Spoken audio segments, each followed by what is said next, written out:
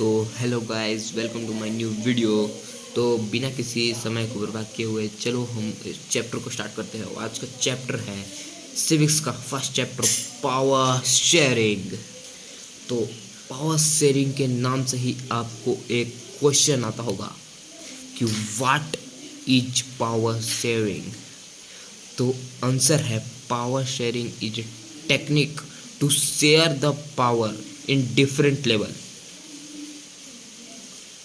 अब हम इससे एग्जाम्पल के थ्रू समझते हैं।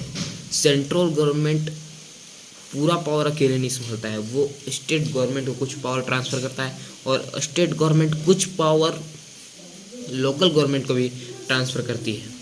इसी को कहते हैं पावर शेयरिंग। चलिए अब हम पढ़ते हैं पावर शेयरिंग में आखिर है क्या।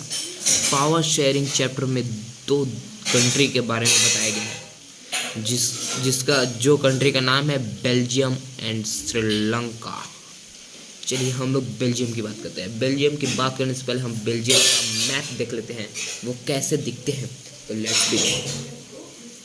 तो आप देख सकते हैं मैप में बेल्जियम कुछ इस प्रकार का दिखता है। आप ये ग्रीन वाला पार्ट देख रहे हैं, ये ग्रीन वाला पार्ट 59% जो लोग हैं यहाँ पर डच बोलते हैं, और जो ये रेड वाला पार्ट है इसमें 40% लोग फ्रेंच बोलते हैं, और ये जो 1% जो कुछ फ्लैग टाइप का, मैं आपको जूम करके दिखाता हूँ, ये जो कुछ फ्लैग टाइप का दिखाई देता है किनारे किनारे जो है, वो 1% जर्मन बोलते हैं। और हम लोग जानते हैं कि बेल्जियम का कैपिटल ब्रुसेल्स होता है, और ये ब्रुसेल्स मैं आपको जूम करके दिखाता हूँ। ब्रुसेल्स आपको यहाँ पर, ये एक छोटा सा है, ये है ब्रुसेल्स। चलिए अब हम बेल्जियम के बारे में पढ़ते हैं। Let's begin. पहला point, Belgium is a small country in Europe and small in area. Belgium जो है स्मॉल कंट्री है यूरोप का, और स्मॉल इन एरिया में भी वो स्मॉल है। अब पढ़ते हैं उसके पॉपुलेशन के हिसाब से। तो 15 पूरे बेल्जियम में पूरा पॉपुलेशन में 59% डच बोलते हैं, और 40% फ्रेंच है, और 1% जर्मन है, जैसे कि मैं आपको पहले बता चुका हूँ। और इसी फ्रेंच और डच को लेकर के एक कॉन्फिसेंट हो गया था, जो 1915 से 1960 तक चला था। और आपको मैं बता दूं, कॉन्फ्लिक्ट का मतलब होता है झगड़ा।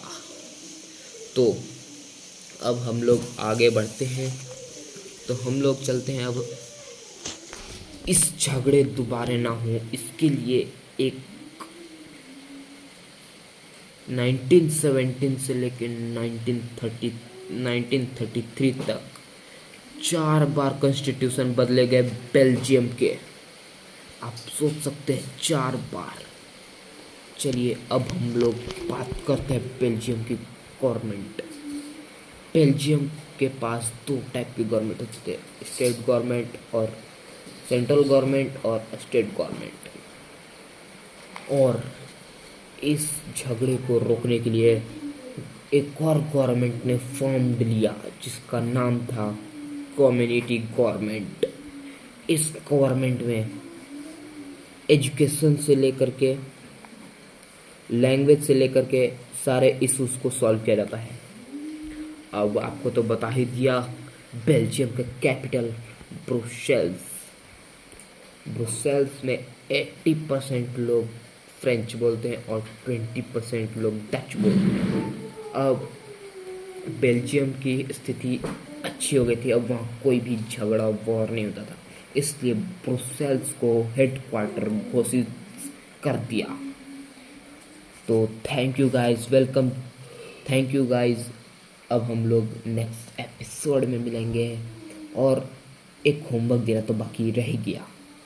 अगले एपिसोड में आप लोग श्रीलंका के बारे में ज़रूर याद करके आए कि श्रीलंका में आखिर हुआ क्या। तो बाय बाय।